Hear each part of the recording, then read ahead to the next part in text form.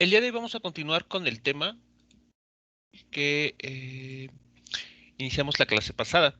Eh, Esencialmente, pues hablar sobre la interferencia de ondas. Como habíamos mencionado, la interferencia de ondas es un fenómeno que ocurre cuando dos perturbaciones o dos ondas, al menos, se encuentran en una misma región al mismo tiempo. Entonces, en este caso, aquí les estaría mostrando eh, una interferencia entre dos ondas. En esta situación tenemos una onda que está ejemplificada con una gráfica punteada de color azul y otra de color negro. Son dos ondas que tienen, digamos que las mismas características. Me refiero a que tienen el mismo valor de número de onda, como ven aquí, K1 y K2, pero tienen distinta frecuencia angular. Eso es lo que nos arroja, pues es este comportamiento en cada una de estas perturbaciones, la curva azul y la curva de color negro. Pero ahora, si consideramos la superposición de ellas o la combinación lineal de ellas, da como resultado la gráfica que se puede ver ahora en color rojo. En color rojo ustedes pueden observar el fenómeno de interferencia debido a que estas dos ondas individuales en algunos momentos se encuentran en la misma región del espacio. Entonces, dependiendo de en qué situación se encuentren estas dos ondas en esa posición en el espacio, va a depender el, o mejor dicho, será el comportamiento de la onda resultante, de la onda de color rojo. Por ejemplo, ya habíamos comentado en la clase pasada, por ejemplo, en esta situación, donde estas dos ondas están lo que conocemos como desfasadas, resulta que si el máximo de una de las ondas, por ejemplo la de color negro, coincide en ese punto en el espacio con el mínimo de la otra onda, entonces la onda resultante, la interferencia que se presenta, se conoce como tipo destructiva. Porque como pueden ver, la onda resultante, la de color rojo, pues prácticamente queda como anulada. Entonces no hay onda, como pueden notar aquí. Pero por el contrario, si en ese punto en el espacio coinciden tanto los máximos como los mínimos, es decir, se empalman perfectamente, tenemos lo que se conoce como una onda constructiva. Los efectos o las amplitudes de las ondas que se están superponiendo o están interfiriendo se suman, dando como resultado una onda de mayor amplitud, de amplitud igual a la suma de las otras dos. Y si ocurre alguna situación intermedia entre las dos que se acaban de comentar, bueno, pues podemos notar que eh, existirá una perturbación, una onda resultante, pero ya no con la amplitud máxima igual a 2, ni tampoco con la amplitud mínima igual a 0, sino que en alguna amplitud intermedia. Lo importante a notar aquí es que estas dos ondas que se están superponiendo o que están interfiriendo están viajando en la misma dirección. Y la onda resultante también está avanzando en la misma dirección. Me refiero de izquierda a derecha. Ustedes pueden seguir el máximo de la onda roja y pueden ver que siempre va avanzando hacia la derecha. Ahora, hay otro tipo de interferencia que ocurre cuando las dos ondas son eh, en cantidades, en valores exactamente iguales. Vean aquí el mismo valor en el número de onda, 0.5, 0.5, el mismo valor de la frecuencia angular, 1.2. Lo que las haría diferentes es la dirección de movimiento. esta onda 1 está viajando hacia la derecha, mientras que la otra está viajando hacia la izquierda. Entonces son exactamente la misma onda, pero viajando en direcciones opuestas. Como resultado de esa interferencia tenemos lo que se muestra aquí. Ustedes pueden notar que de manera individual, la onda de color azul está viajando hacia la derecha, la onda de color negro hacia la izquierda. Y la superposición de ellas, la interferencia, que sería la curva de color rojo, parece que no se está moviendo de izquierda a derecha, no se está desplazando, está quedando fija en el espacio y lo que está haciendo la función, en este caso la onda resultante, es simplemente moverse de forma vertical, hacia arriba y hacia abajo. Pero existen puntos muy, muy específicos en los que la onda siempre vale cero. Es decir, cuando se cruza con el eje X, el eje horizontal. Esos puntos no cambian de posición. Están ahí como que fijos, como si hubiésemos colocado alfileres para mantenerlos en posiciones fijas, esos puntos. Bueno, pues eso es lo que vamos a analizar el día de hoy. Tanto esta situación, cuando dos ondas están viajando en direcciones opuestas, y lo que tenemos es el comportamiento que pueden ustedes observar aquí. Y también vamos a analizar este otro fenómeno, cuando tenemos ondas que están viajando en la misma dirección. Bien, vamos entonces a comenzar.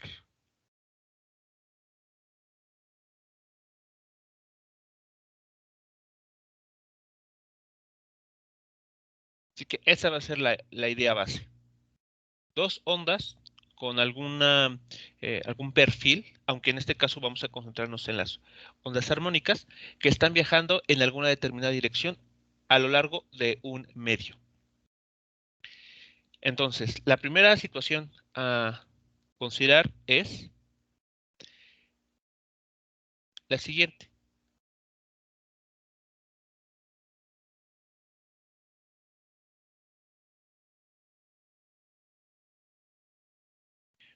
Bueno, para obtener matemáticamente la forma de cada una de estas funciones de color rojo que veíamos hace unos momentos, vamos a considerar lo que se conoce como el principio de superposición, que es, bueno, pues el sumar dos funciones, o en este caso, dos ondas. Entonces, todo va a estar concentrado en considerar funciones armónicas, funciones senoidales. Entonces, vamos a partir del hecho de que tenemos una función de onda Y1 con este perfil. Una amplitud multiplicada por una función que depende tanto de la posición como del tiempo. Pero ahora notemos que vamos a estar utilizando el número de onda y la frecuencia angular. Ya habíamos mostrado en algunas clases anteriores que este factor EK menos BT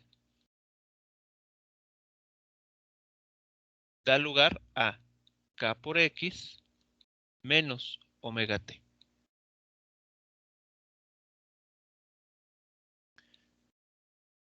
Así que de alguna manera estamos hablando exactamente de lo mismo, pero expresado o escrito de una manera diferente. Bien, para poder hacer las cuentas un poco más rápido, vamos a aprovechar la notación fasorial, porque nos permite trabajar las superposiciones de una manera, digamos que más rápida. Bien, entonces, esa es la onda que vamos a considerar. Pero en notación fasorial, esta misma onda se puede expresar como la amplitud A, que aquí tenemos, por la parte imaginaria de esta función o esta exponencial compleja. Así que bueno, ahí nada nuevo, solamente estamos reescribiendo esa función en notación fasorial.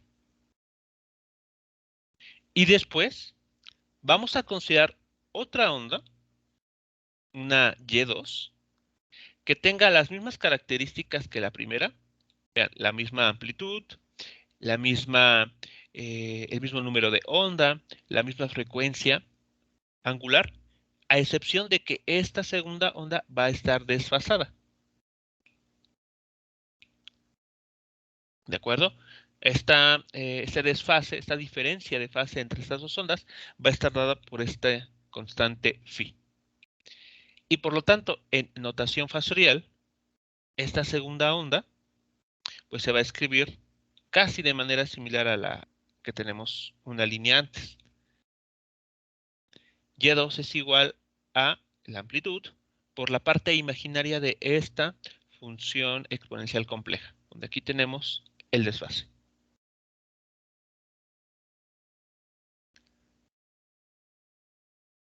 Así que vamos a trabajar esta primera parte.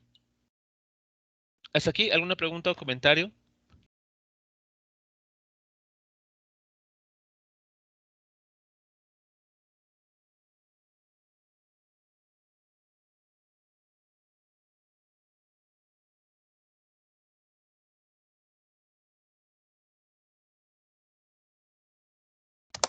No, profe, todo bien hasta el momento. Ok, bien, entonces recordemos, la interferencia de ondas es tomar la suma de las ondas que están ahí encontrándose en una misma región en el espacio al mismo tiempo. Entonces, lo que vamos a encontrar ahora es em, voy a utilizar la palabra resultante, aunque eso está como que más reservado para fuerzas, por ejemplo, pero creo que se entiende la idea, ¿no? Vamos a encontrar la función que se obtiene al superponer estas dos ondas, estas dos funciones que describen ondas. Así que bueno, vamos a hacer la suma de estas dos funciones. Y lo que vamos a obtener será lo siguiente. Bien, entonces vamos a calcular esto. Y1 más Y2. Sustituimos nuestras dos expresiones anteriormente mencionadas. Y aquí, ¿qué podemos hacer? Bueno, recordemos que cuando se toma la parte imaginaria del número complejo, es decir, si tenemos z igual a z1 más z2, la parte imaginaria de z, ¿a qué es igual?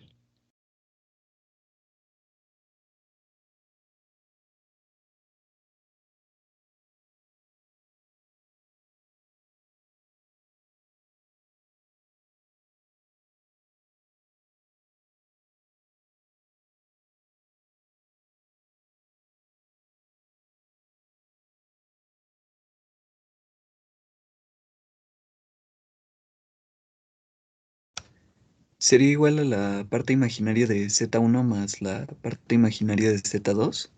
Así es. Eso, bueno, es un resultado de su curso de álgebra o bien se puede demostrar. Entonces, digamos que la parte imaginaria es una, bueno, como tal no es una operación, aunque podría verse como una, donde esta función lo que hace es extraer justamente la parte imaginaria, el número que acompaña a la cantidad i en los números complejos y que tiene la propiedad de linealidad. Si recuerdan transformaciones lineales, bueno, me imagino que lo llegaron a ver, se está cumpliendo la linealidad, ¿no?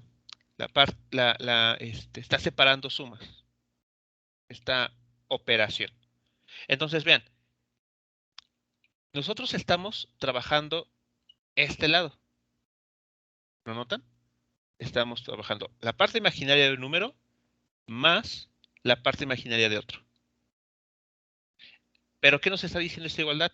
Que si tenemos la parte imaginaria de Z1 más la parte imaginaria de Z2, eso es igual a tomar la parte imaginaria de la suma. Es como si dijéramos que vamos a factorizar. ¿De acuerdo? Entonces, lo que podemos escribir a continuación es esto. A ver, observen cómo esta idea se aplicó en esta línea.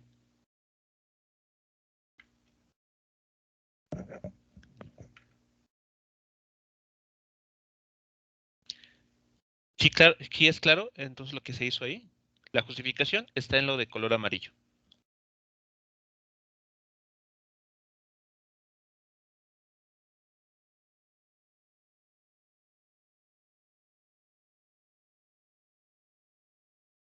Sí, va bien. ¿Ok? Ahora, lo siguiente es, pues, tratar de eh, simplificar o de alguna manera trabajar lo que tenemos aquí al interior de la parte imaginaria que está aquí indicada a modo de una operación o una función. Entonces, si notan, en esta exponencial compleja, la que está en color azul, tenemos un factor kx menos omega t que también se repite en la otra exponencial compleja, excepto que pues tenemos este término phi. O sea que si no tuviéramos este phi, esos dos serían iguales, exactamente iguales, y podríamos sumarlos. Entonces, ¿qué es lo que podemos hacer para, pues, de alguna manera, eh, simplificar lo que tenemos dentro entre las llaves? Bueno, hacemos esta operación. En la primera exponencial compleja, sumamos un cero. Vean, aquí está. Más phi medios menos phi medios. Y en la segunda exponencial compleja, esta phi la expresamos como la suma de dos phi medios.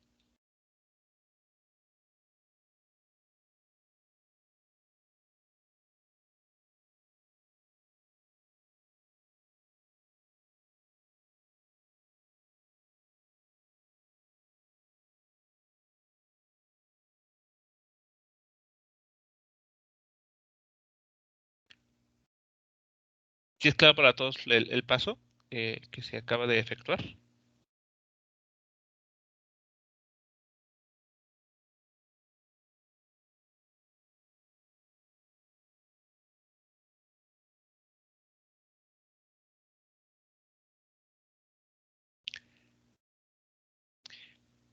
Así escrito esto, como que puede ser fácil ahora identificar algo que se pueda factorizar.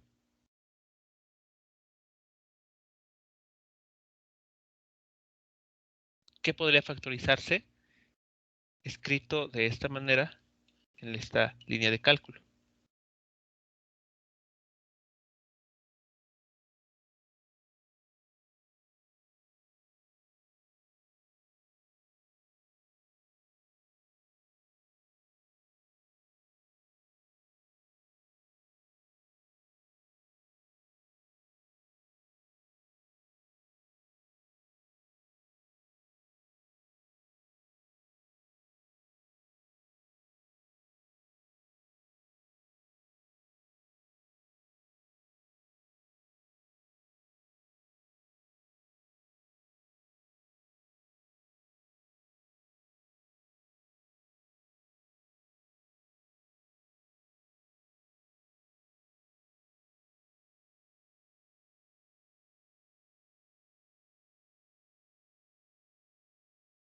Noten ustedes, aquí factorizamos en esta suma, extraemos o factorizamos el término, la exponencial compleja, que tiene como exponente kx menos omega t más phi medios. Es el término que aparece al inicio en cada exponente. Y dejamos separado la exponencial que tiene, por ejemplo, la de la derecha y veces phi medios. Y la de la izquierda tiene un menos. menos I phi medios.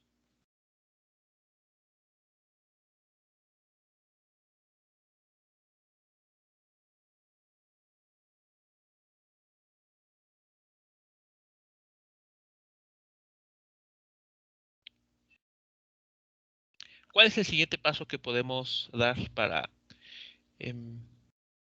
pues incluso hasta tratar de obtener una función de variable real? Porque ahora estamos en notación fasorial. Pero no olvidemos que las funciones que estamos analizando son funciones reales, nos dan un número real. Entonces hay que pues regresarnos a esa categoría de funciones.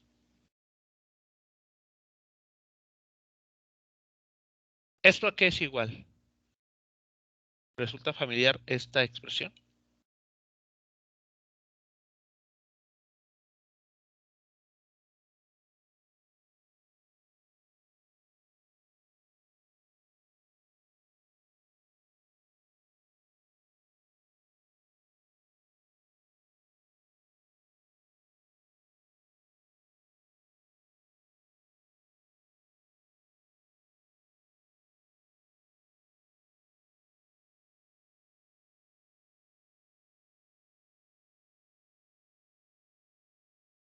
Ok, si no recuerdan esto a qué es igual, pueden desarrollar esta exponencial. Esta exponencial compleja es una suma de un coseno, cuyo argumento es phi medios, más i veces una función seno con este mismo argumento. Y esta otra función o exponencial compleja es lo anterior, coseno, pero ahora menos i veces la función seno de phi medios. Entonces, si suman estas dos funciones vistas como una combinación de cosenos y senos,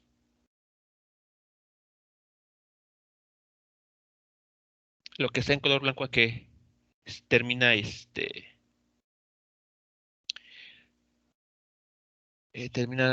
dando como resultado. Es correcto lo que se comenta en el chat, es como una suma de conjugados.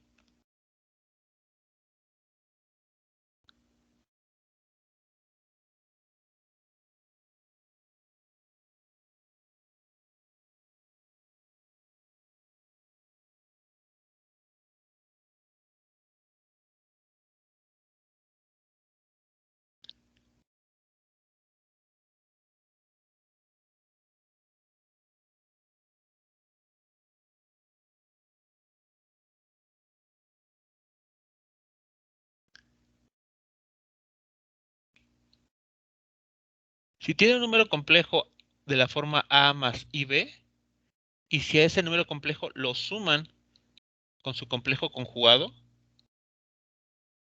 ¿qué obtienen?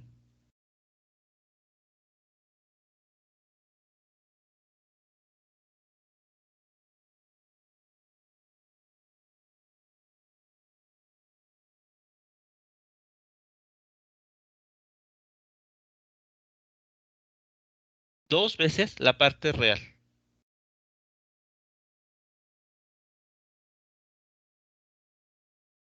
Dos veces la parte real del número complejo.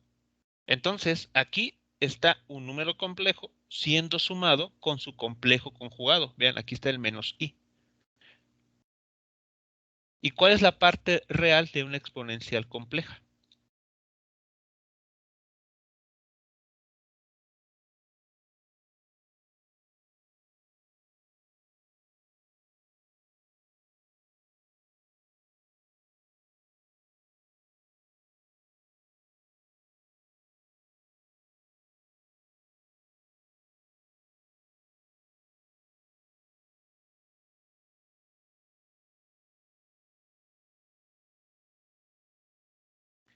Recuerden, e a la ix es igual a coseno de x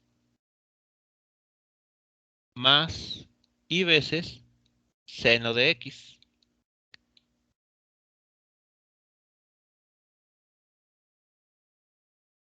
la suma de este término con su complejo conjugado, ¿cuánto resulta? De acuerdo a lo que ya se comentó hace unos momentos.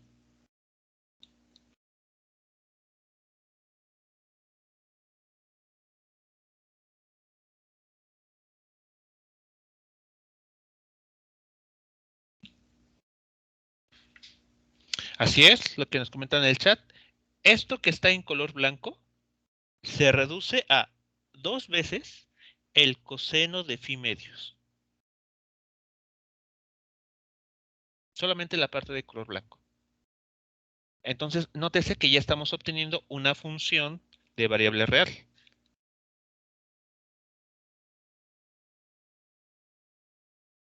Aquí está el resultado. Vean, 2 veces la A, bueno, pues como se factorizó, vuelve a aparecer en este término. Por el coseno de phi medios. Y entonces solamente nos quedó este término. Pero aquí, ¿qué se está indicando?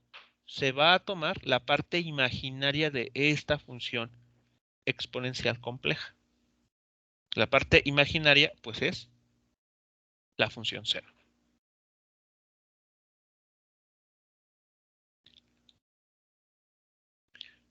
¿Preguntas, alguna observación, comentario sobre el desarrollo de estas últimas líneas de cálculo?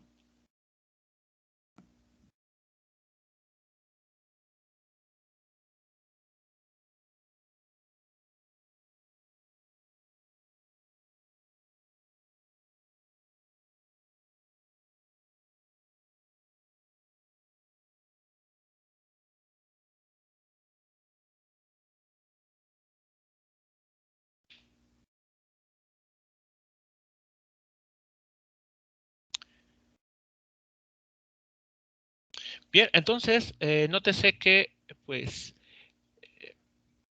utilizando la notación fasorial, pues, creo yo que fue mucho más sencillo sumar esas dos funciones que teníamos bueno, como punto de partida para encontrar ese resultado.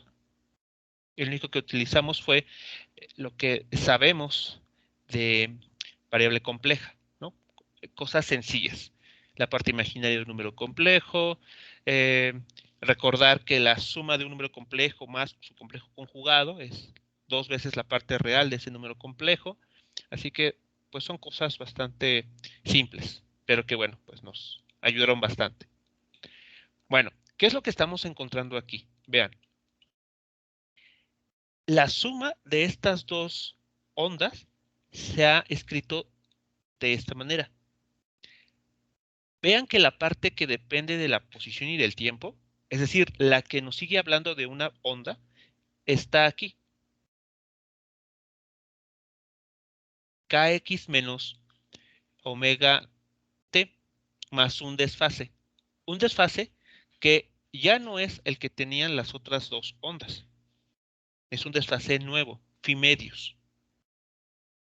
Pero esta parte, ese término de color verde en la pantalla, nos está hablando de la onda propiamente, de la onda que va a resultar de haber sumado las dos individuales.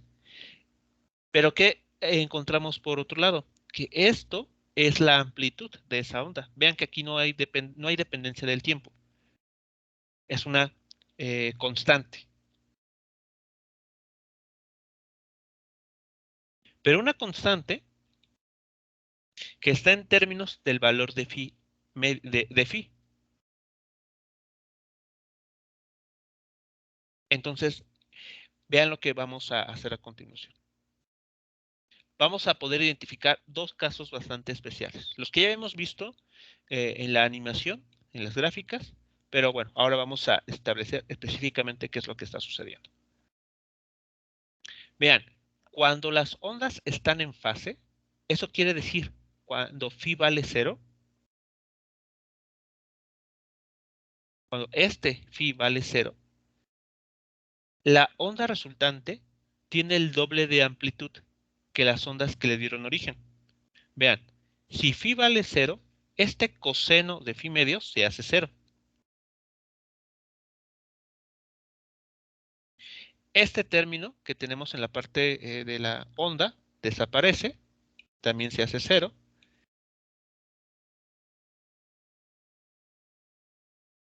Y entonces lo que estamos encontrando, vean, es una nueva onda cuya amplitud es 2 veces la amplitud de las ondas que se acaban de superponer o de interferir.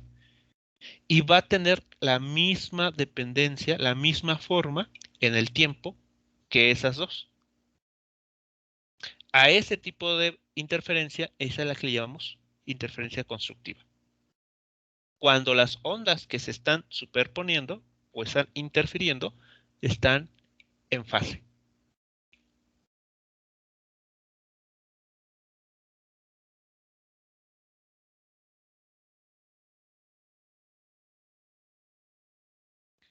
Entonces les muestro nuevamente las gráficas que habíamos visto anteriormente.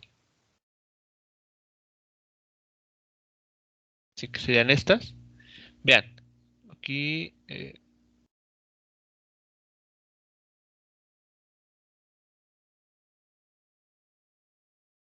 ahí está. Estas dos ondas están ahora en fase. Una está encima de la otra. Coinciden perfectamente. Y como resultado, vean, la amplitud de la onda roja es 2 veces la amplitud de las ondas individuales. Y además tiene el mismo comportamiento, donde hay un máximo en las gráficas individuales, hay un máximo en la nueva gráfica, en la de color rojo. Donde hay un mínimo en las ondas individuales, hay un mínimo en la onda resultante, o la onda que se obtiene de la interferencia. Donde hay un 0 en las ondas que se están superponiendo, habrá un 0 en la onda que se obtiene de la interferencia. Esto sucede cuando están en fase.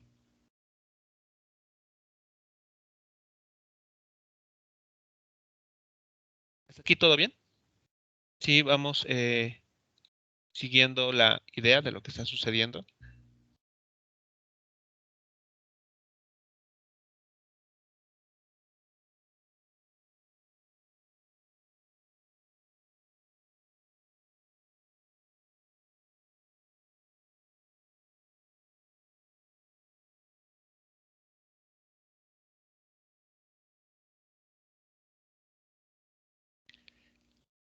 Ahora, ¿cuál es el otro caso límite que se puede considerar aquí? Bueno, cuando el desfase, cuando phi vale pi, o lo que se conoce como ondas desfasadas o en desfase. Cuando phi vale pi, vean aquí en el término de color azul, tendríamos coseno de pi medios. Coseno de pi medios es 0. Todo este término daría 0. Y 0, por lo que sea que le pongamos para multiplicar, va a dar siempre 0. Eso entonces nos está hablando de que las ondas se cancelan mutuamente, sus efectos se anulan, y de ahí que se conozca como una interferencia destructiva.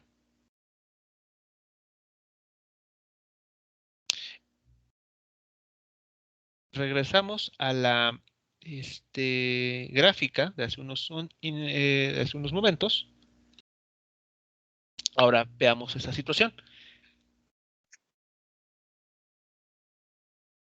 Aquí hay un desfase entre las ondas, pero si buscamos justo el desfase de pi radianes, que es exactamente aquí, déjenme atinarle.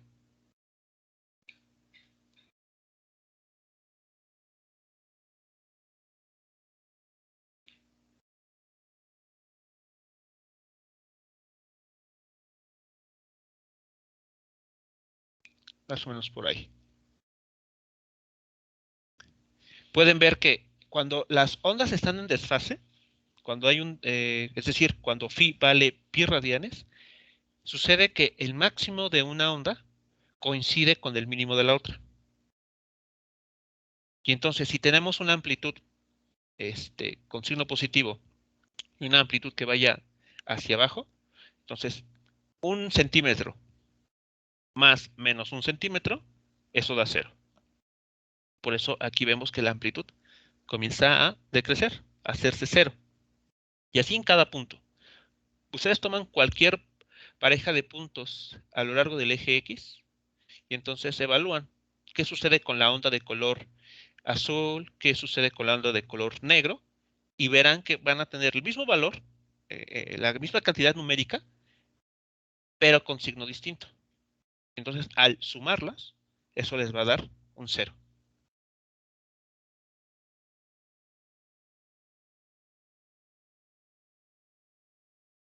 Eso es lo que le estamos llamando una interferencia destructiva, cuando las ondas están desfasadas por un valor de pi. Ahí está. Aquí estamos observando la interferencia destructiva. Y si la fase o el desfase vale diferente de 0 y de pi radianes, bueno, pues tenemos un caso intermedio, donde la onda resultante pues no alcanza la amplitud de 2 veces A, pero tampoco alcanza el valor de 0. Anda en una región intermedia.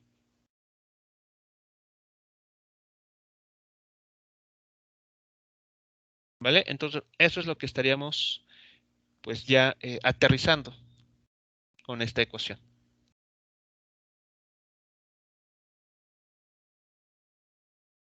Con esta ecuación podemos analizar rápidamente cuando se tiene una interferencia constructiva, las ondas están en fase, cuando una interferencia destructiva, las ondas están en desfase.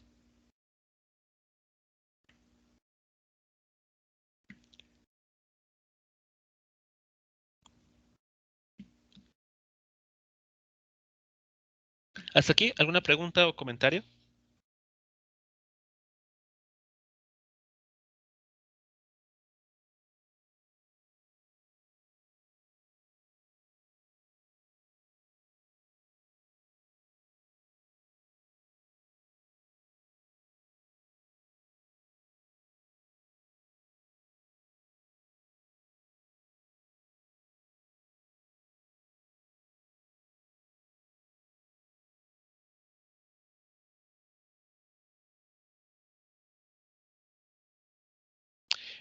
Bien, entonces este fue el caso de dos ondas que están viajando en la misma dirección, pero con una diferencia de fase entre ellas. Ahora, vamos a analizar el caso que se conoce como ondas estacionarias. Las ondas estacionarias son también el resultado de una interferencia entre dos ondas, pero la característica de esta interferencia es que las ondas que la producen están viajando en direcciones opuestas. Tienen el mismo perfil, tienen los mismos valores de velocidad, de número de onda, de frecuencia, salvo el detalle que la dirección de movimiento es eh, opuesta una respecto a la otra.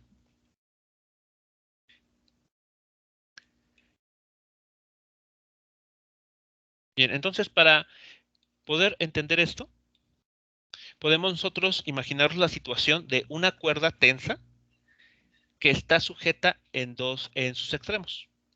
O sea, no se le va a permitir a esta onda vibrar libremente, sino que va a estar atada en sus extremos. Eso, por ejemplo, lo pueden visualizar rápidamente como la cuerda en una guitarra. Las cuerdas en una guitarra están fijas en sus extremos. Están tensas y fijas. Esa es la situación justamente que podemos tomar como base. Entonces, cuando uno perturba o agita una cuerda bajo estas características, lo que se va a producir es una perturbación, una onda que, por ejemplo, aquí está viajando hacia la derecha, esta onda de color amarillo. Entonces, esta onda va moverse hacia la derecha y va a llegar a este extremo. Pero como ese extremo está fijo, la onda no va a seguir más allá a la derecha, no va a ir hasta más infinito, sino que va a llegar a este punto y va a rebotar. Entonces, después la onda, una vez que llega aquí, se regresa. La perturbación regresa, como vemos aquí con la imagen de color rojo. Pero justamente como está la cuerda fija en este punto, la onda que se refleja va a tener las mismas características que la onda original. La misma amplitud, la misma frecuencia, la misma velocidad, salvo por el detalle de la dirección de movimiento. Entonces, vean, esto solamente imaginándonos una perturbación de color amarillo que está viajando hacia la derecha, llega a este punto y rebota. Pero supongamos que estamos nosotros constantemente generando ondas. Entonces, cuando esta onda está regresando, se va a encontrar con alguna otra que anda viajando de izquierda a derecha. Y en alguna y se van a encontrar en la región limitada por esta cuerda, y es donde va a ocurrir la interferencia que da lugar a las llamadas ondas estacionarias.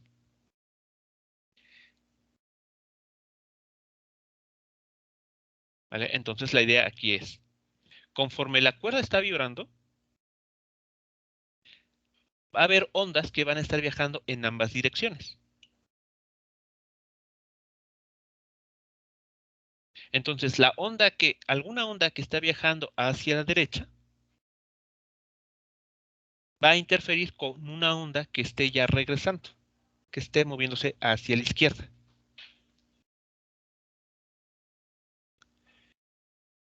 Y esta interferencia va a dar lugar, lo pongo nuevamente les muestro nuevamente la gráfica, va a dar lugar a este fenómeno que tenemos aquí.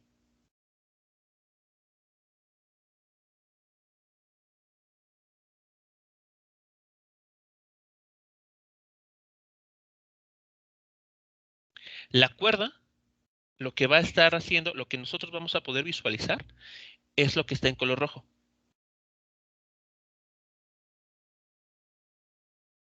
Pareciera que la cuerda solamente está subiendo y bajando, subiendo y bajando. Y hay puntos a lo largo del eje X en el que la cuerda permanece fija, sin movimiento, donde no hay onda.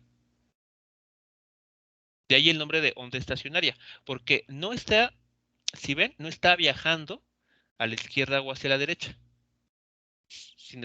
Simplemente está quedando en una región ahí delimitada, donde el único movimiento que persiste es vertical, hacia arriba y hacia abajo, nada más.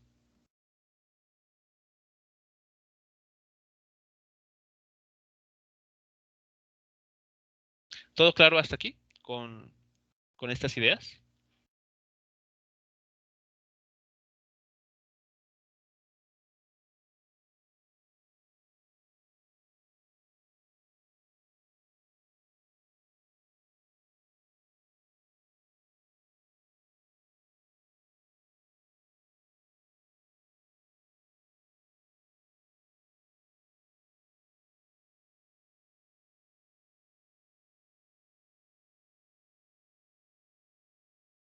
No había visto la pregunta en el chat en la naturaleza, en donde podríamos encontrar una interferencia destructiva. Pues realmente una interferencia destructiva, así como las constructivas, ocurren todo el tiempo. Por ejemplo, en el sonido podemos tener ese tipo de interferencias. Todo va a depender de si las ondas de sonido, por ejemplo, que se están superponiendo o que están interfiriendo, tienen, por ejemplo, como vemos aquí, el desfase de pi. Si en una misma región coinciden dos ondas de sonido que están desfasadas por un valor pi, en ese lugar la interferencia será destructiva y no escucharemos nada. El único requisito, por así decirlo, es que las ondas que se están superponiendo tengan ese desfase de pi. Si no lo tienen, podría ocurrir, por ejemplo, lo que tenemos, voy a ponerlo así más o menos. ¿Ok? Así. Imaginemos que una onda de sonido es la de color azul, la otra de color negro. No están desfasadas totalmente en pi radianes. Entonces, podemos notar una atenuación en la onda resultante. No se están cancelando al 100%, pero al menos la onda resultante está más débil, tiene una menor amplitud. El comentario de, en eso estaría el funcionamiento de los audífonos canceladores de sonidos exteriores. Así es. Así es como funcionan. Este sería el principio básico de este tipo de dispositivos. Se emite una onda de sonido con con el desfase de pi respecto a la onda de sonido externa, logrando que la suma de ellas sea cero, que es como lo que tenemos aquí. Así. Se atenúa la onda resultante. Entonces, tal vez si nosotros modificamos por ahí el valor de ese desfase, lo ajustamos a pi exactamente, no escuchamos nada. Pero si variamos una pequeña cantidad ese desfase, que no sea pi, entonces tal vez escuchemos algún sonido, pero atenuado, muy débilmente.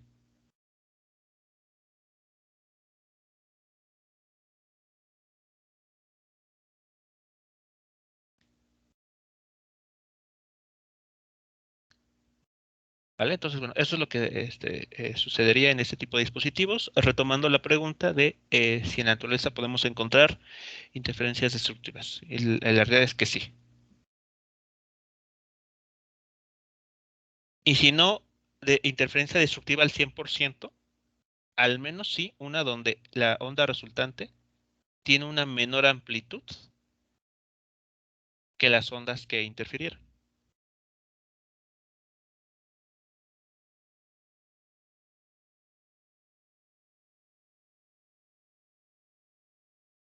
Bien, sobre esta otra tipo de interferencia, ¿alguna pregunta, algún comentario?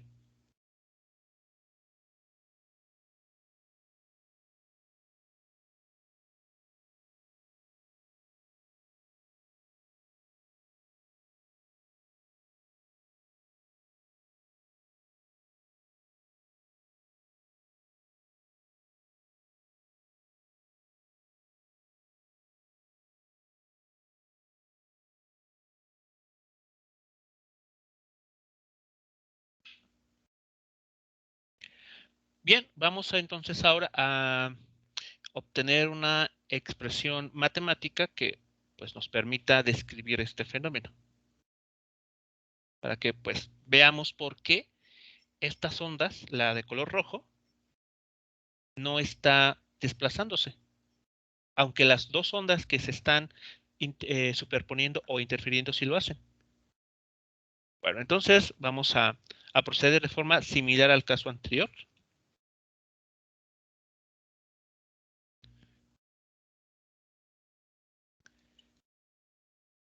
Vamos a encontrar la suma de dos ondas.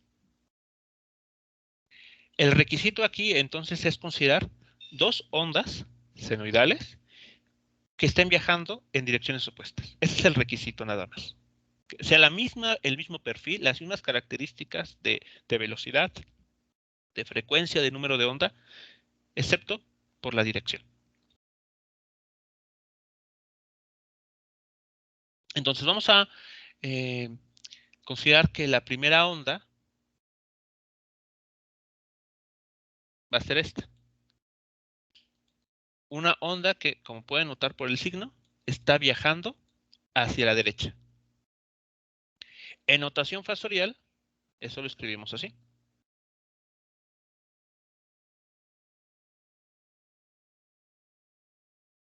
La, la función phi es igual a la amplitud A, por la parte imaginaria de esta exponencial compleja. Y la siguiente onda, y2, es A por esta función seno, que vean, nos está diciendo que ahora la onda está viajando hacia la izquierda.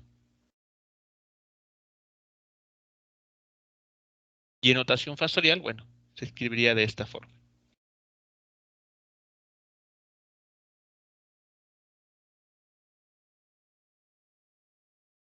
Ahora les pido a ustedes que hagan la suma de estas dos funciones. Y realicen la suma de y1 y y2, aprovechando la notación factorial, y encuentren qué forma va a tener la onda resultante.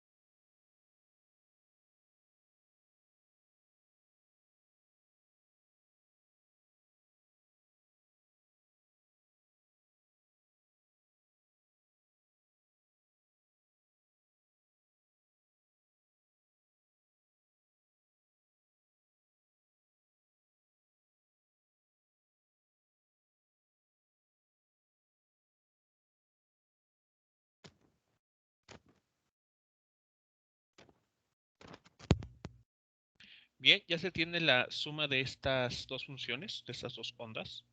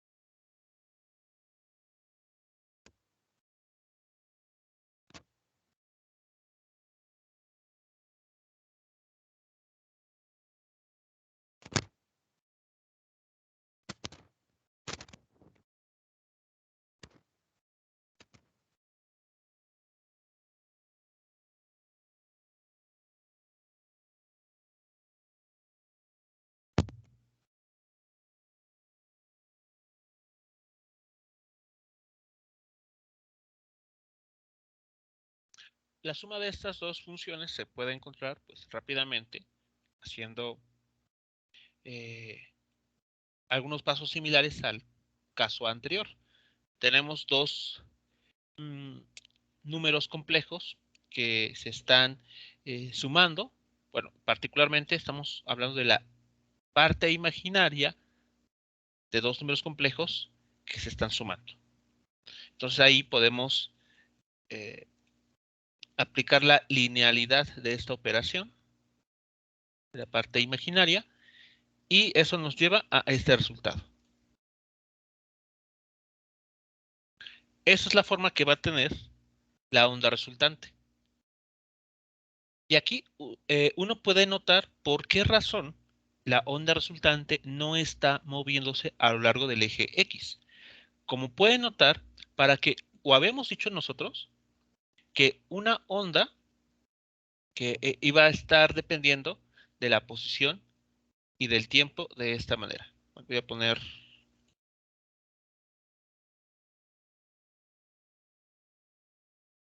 Lo voy a escribir de esta manera.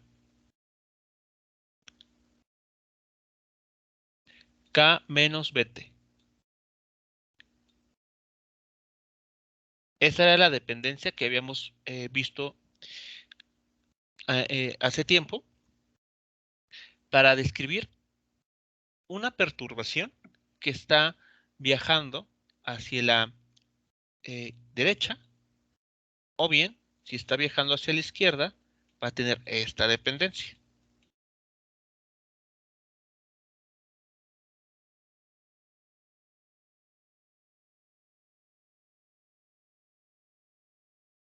A las funciones que tienen esta dependencia, ya sea con signo menos o con signo más, se les llama ondas viajeras, porque justamente hacen eso, están viajando a lo largo del eje X. Esta onda, vean, tiene por un lado la dependencia temporal y por otro lado la dependencia espacial. No está de esta forma.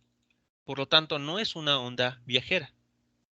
Sigue siendo esto una onda, sí, pero que no está desplazándose a lo largo del eje X. Es la diferencia. Va a quedar en una parte, va a estar, digamos que, eh, evolucionando en el tiempo, porque aquí está la evolución temporal, aquí está omega t, pero va a estar en un espacio o en una región fija o delimitada. No va a estar presente esta función sobre todo el eje X. Hay puntos en los que sí va a estar, donde la amplitud será distinta de cero, y habrá puntos en los que la amplitud es igual a cero. Todo dependiendo de cuánto valga este argumento. Recordemos que la función seno, el máximo valor que va a tomar es 1 o menos 1. Pero hay regiones o hay puntos en su dominio en donde vale cero. Es lo que va a suceder aquí. Habrá puntos en el eje X que hagan que esta función se haga cero.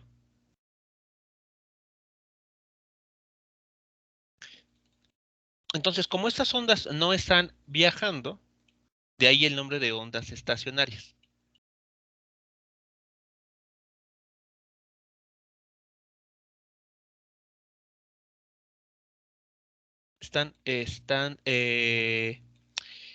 Quedan o existen en un intervalo en el eje X.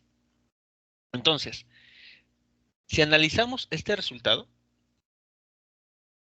podemos, como les mencionaba, identificar al menos dos tipos de puntos. Puntos en los que la amplitud de esta onda se anule, sea cero. A esos puntos se les conoce como nodos.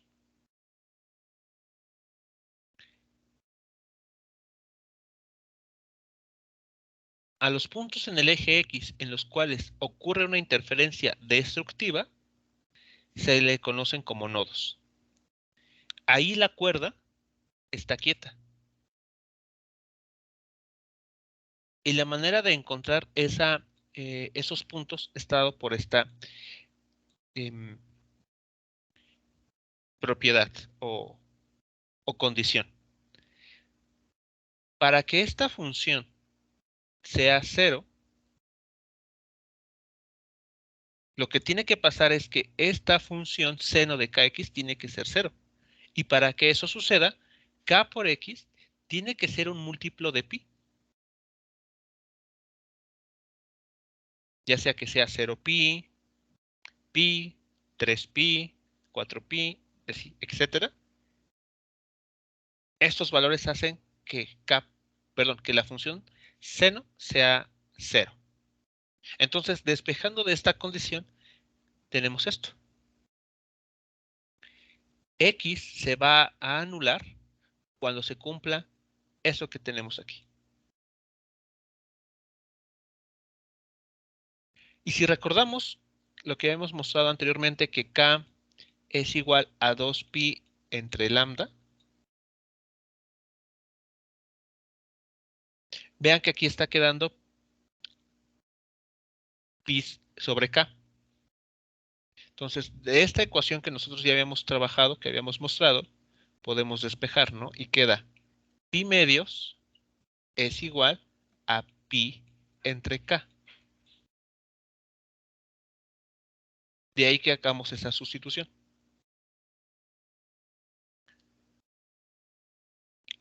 ¿Qué es lo que estamos encontrando aquí? ¿O cómo traducimos esto? Bueno, ocurre que los nodos en una onda estacionaria van a ocurrir siempre en medias longitudes de onda, en múltiplos de la media longitud de onda.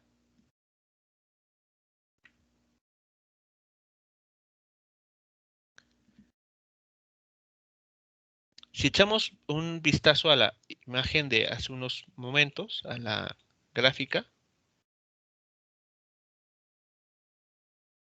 donde tenemos ejemplificada la, eh, la onda estacionaria. Cuando hablamos de los nodos, son justamente esos puntos en el eje X donde ustedes pueden ver que la gráfica corta a ese eje. La gráfica roja corta a ese eje. Esos son los nodos. Voy a congelar la imagen. Aquí. Y entonces vean,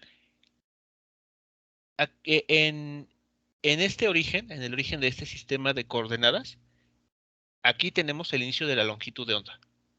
Entonces avanzamos hacia abajo, regresamos y aquí estamos en una media longitud de onda. La longitud de onda completa sería cuando regresamos hasta este valor de 12.5 aproximadamente.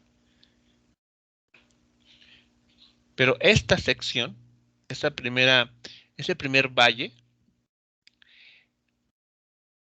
está dándonos solamente media longitud de onda. Y es lo que nos está diciendo el resultado que hemos encontrado. Los nodos van a aparecer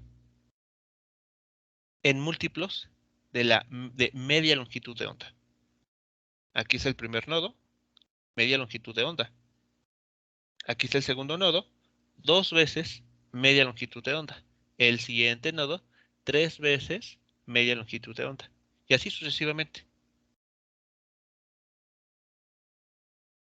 ¿Preguntas, comentarios al respecto?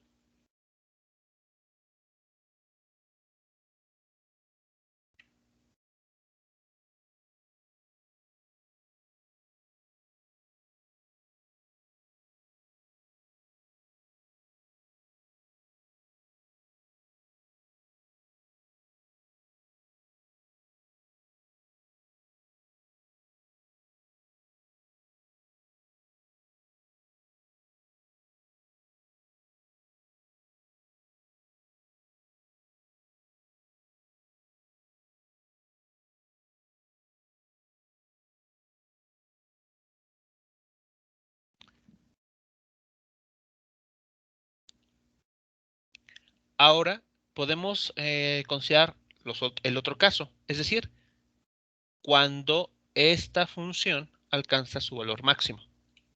Cuando la interferencia de las dos eh, ondas que se sumaron es una interferencia constructiva. Bueno, esa interferencia constructiva ocurre en los llamados antinodos. Los antinodos son puntos en el eje X en los cuales la amplitud de la onda se refuerza, aumenta. Es decir, es una interferencia constructiva. Y nuevamente, la condición para tener antinodos, es decir, amplitudes distintas de cero, se cumple cuando esta función es 1 o menos 1. Y para que eso suceda, este kx tiene que ser un factor impar de pi medios.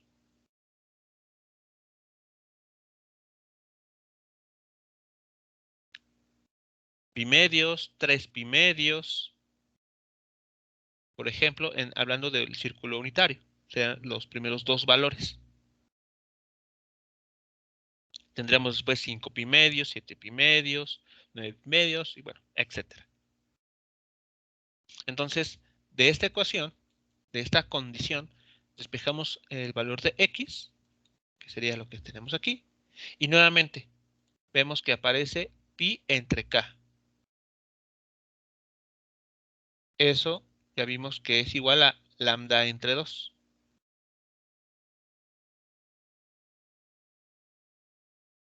De ahí que obtengamos este resultado.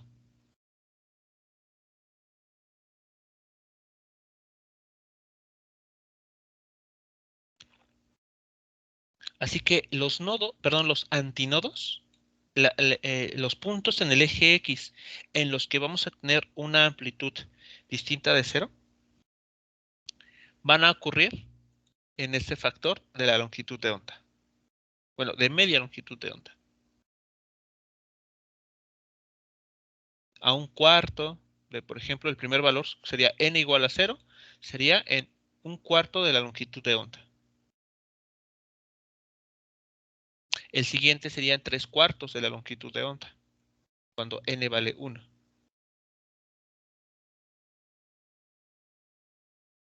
Y así sucesivamente. Eso es lo que estaría ocurriendo. Y eso lo podemos constatar en la imagen, bueno, en la figura que les había mostrado anteriormente.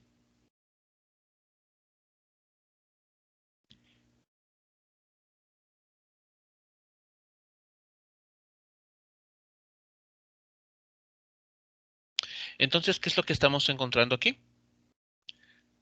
Bueno, que en una cuerda, dado que es el ejemplo que estamos tratando de visualizar, cuando en una cuerda se le atan sus extremos, se le ponen fijos, y la cuerda además se tensa, vamos a tener segmentos o puntos a lo largo de esa cuerda que van a estar oscilando, como vimos en la gráfica, hacia arriba y hacia abajo.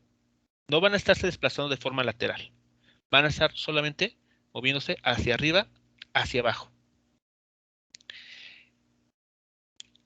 A estas ondas se les conoce como ondas estacionarias, por lo que ya comentamos, porque no están desplazándose de forma lateral sobre el eje X, solamente de forma vertical, en puntos fijos, en los llamados antinodos. Ahora, esto va a suceder a determinadas frecuencias. En una cuerda, estos antinodos y nodos no se van a obtener, digamos, en todo momento, sino que se tiene que lograr exactamente en los puntos o de tal manera que estas condiciones se cumplan.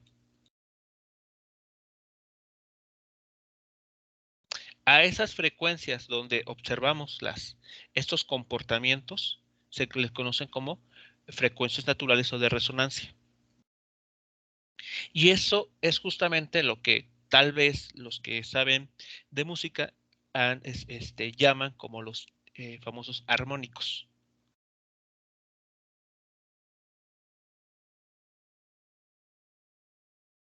Los armónicos son ondas estacionarias que no se presentan a cualquier valor de frecuencia, sino ocurren a frecuencias muy específicas.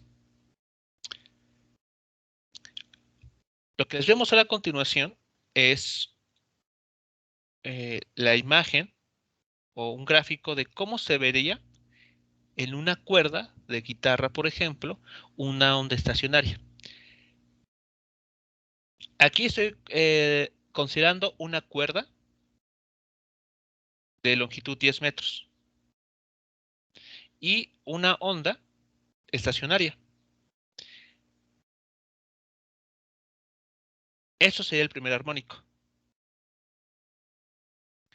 Aquí ven, la cuerda está atada, está fija en el punto X igual a 0 y en el punto X igual a 10.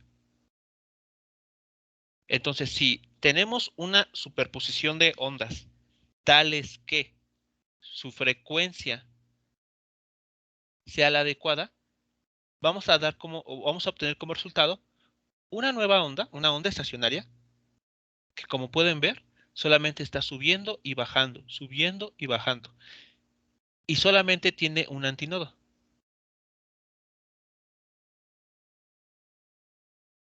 Y dos nodos. Si yo aquí cambio el valor de n,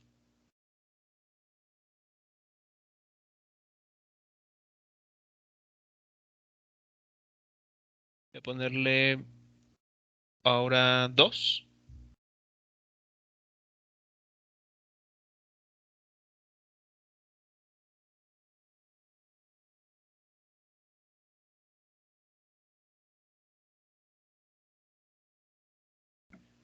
Ahora tenemos dos antinodos y tres nodos. Ese es otro armónico.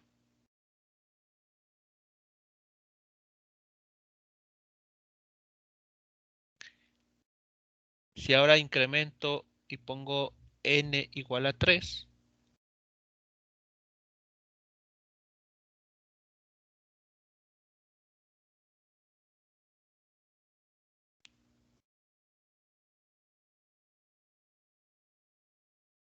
tenemos tres antinodos y cuatro nodos. 1, 2, 3 y 4.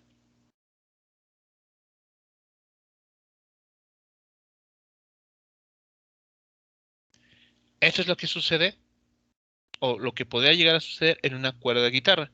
Si esta cuerda de guitarra se hace vibrar con la frecuencia correcta, podríamos observar tres antinodos.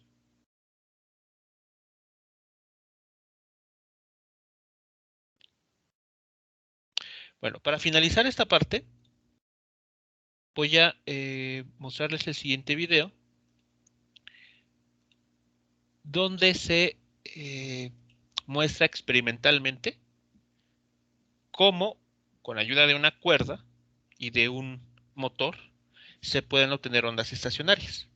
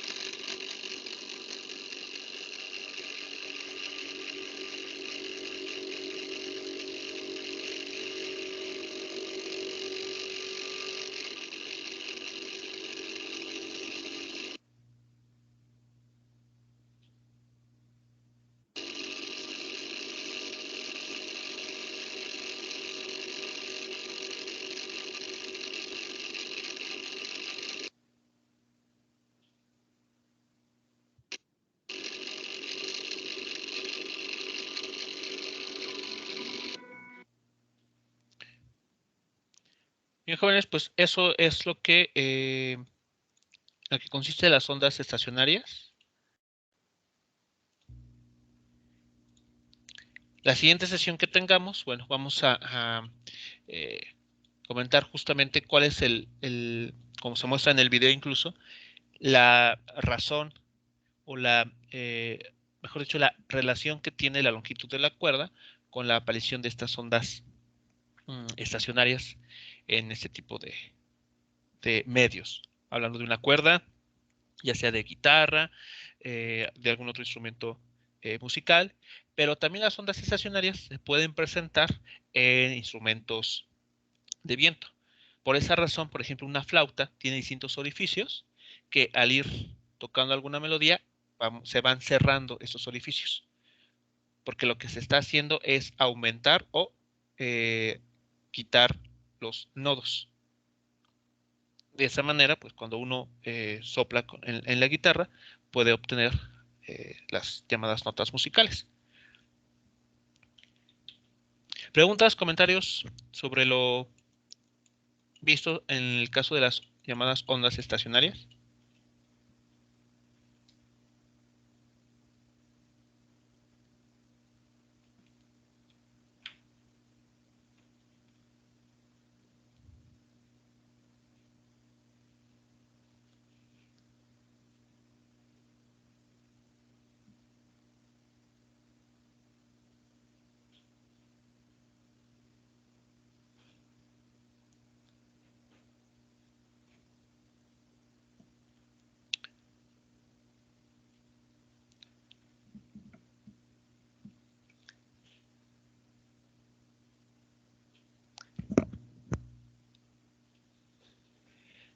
Sí, de hecho, en cuestión de el aspecto de música, la música es un muy buen ejemplo en el que podemos observar las llamadas ondas estacionarias. Solamente que cuando uno toca, por ejemplo, una guitarra o la cuerda de una guitarra, no estamos observando una única onda estacionaria, sino que estamos observando múltiples ondas estacionarias al mismo tiempo. Entonces, de ahí la herramienta esta de transformada de Fourier que mencionamos hace ya algunas clases, que son las que permiten analizar las frecuencias que están formando parte de una onda de sonido más compleja. En eso se basa el funcionamiento de me parece que se llaman sintetizadores, que son dispositivos que se pueden ajustar para generar sonidos de algunos instrumentos. Y lo único que hace es tomar, digamos, un patrón de ondas, de sonidos ya predefinidos, e ir modificando, como ya hemos mencionado, ¿no? La amplitud y la frecuencia. Entonces, cada instrumento musical tiene una huella digital, en el sentido de que toca las frecuencias estas de resonancia de una manera muy, muy única. Entonces los sintetizadores lo que hacen es copiar ese patrón y de manera digital, pues podemos obtener, ¿no? El sonido de una trompeta, de un clarinete, no sé, de algún otro instrumento. Entonces, bueno, de ahí la importancia o mejor dicho, la aplicación de este tipo de fenómenos de interferencia. En la música uno encuentra muchos, muchos tipos de, eh, de aplicaciones de estas ondas. Bueno, jóvenes, pues no sé si queda algún comentario o cuestión pendiente. Les recuerdo que la siguiente ocasión que tengamos sesión será dentro de una semana, dado que el lunes y el martes no hay actividades. eh, Estaremos entonces ya en el examen, ¿no? En la evaluación del segundo parcial. Entonces les recuerdo, la evaluación del segundo parcial abarca todo lo que tiene que ver con oscilaciones amortiguadas, así como los análogos eléctricos, ya sea en circuitos LC o circuitos RLC. Así que bueno, eh, tienen esencialmente pues, una semana todavía para que puedan ustedes resolver ejercicios y plantear dudas en el caso de que existan, para que éstas sean respondidas. Así que bueno, eh, si existen dudas específicas, las pueden hacer llegar por el grupo de WhatsApp para que yo pueda responderlas tan pronto lo pueda hacer. Así que bueno, el examen tendrá una duración de 2 horas, así que iniciará a las 7 de la mañana para que concluya a las 9. Y el número de ejercicios pues se ajustará para que ustedes puedan resolver sin problema la evaluación en esas 2 horas. De cualquier manera, las instrucciones se las estaré haciendo llegar algunos días antes del día viernes para que pues estén ahí informados y al tanto.